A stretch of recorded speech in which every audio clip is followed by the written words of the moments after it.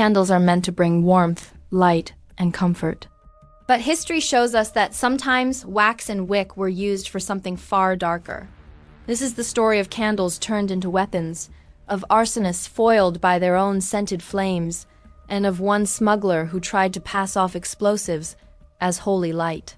Welcome to Candle Crimes, Explosive Intentions. The first case takes us back to 18th century England, when candles weren't just household staples, they were taxed commodities. Tallow candles, made from animal fat, carried heavy duties, and smugglers thrived in avoiding them. One man, desperate for profit, tried a trick so bold it became legend. He packed black powder into molds, disguising the charges as funeral tapers meant for church use. Parishioners lit them during services until one candle flared so violently that suspicion fell on the maker. Authorities uncovered the scheme, and the man became infamous as the pyrotechnic Chandler. What he thought would be a clever smuggling plan nearly turned every church altar into a gunpowder trap. But not all explosive candle crimes were intentional. In the 19th century, newspapers in both Europe and America reported incidents of candles used in attempts at arson, some successful, many not. Farmers discovered barns reduced to ash, only to find melted remains of wax scattered near the timbers. In court, some claimed the flames had been set deliberately with slow-burn tapers. The problem was, candles often extinguished themselves before the job was finished. Crooks who trusted wax to do their dirty work found their plans burned out literally. Fast forward to the 20th century, and candle crimes took on new forms. One of the strangest stories comes from the 1930s, when a burglar in Sweden broke into a farmhouse at night. Without a lantern, he lit a candle to see what he was stealing. Hours later, police found him still there, fast asleep, snoring in a chair, surrounded by valuables he never managed to carry off. The only evidence against him was the stub of the candle still burning on the table.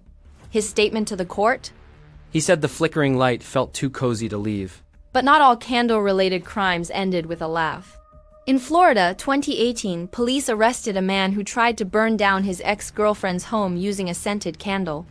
He thought the slow burn would give him time to flee. Instead, the glass jar exploded, sending shards into his leg and knocking him out before the fire even spread. Neighbors found him limping down the street, reeking of lavender. Police officers wrote in their report that they followed the trail of wax and smoke directly to him. The arson attempt failed, his dignity burned up instead.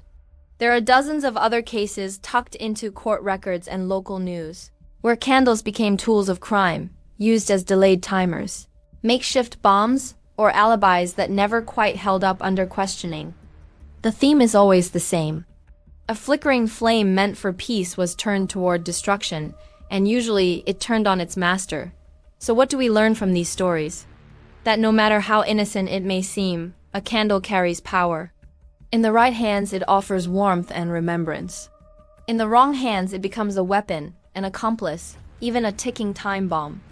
And so the next time you light a candle, remember history is filled with people who tried to turn wax into dynamite, who trusted a wick to do their dirty work, who thought a flame could cover their tracks. For them, the candle didn't just light the room, it lit the crime scene. This was Candle Crimes, Explosive Intentions.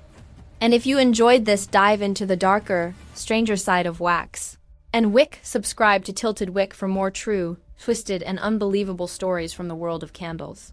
At Tilted Wick, we make candles to bring light and laughter, not crime scenes.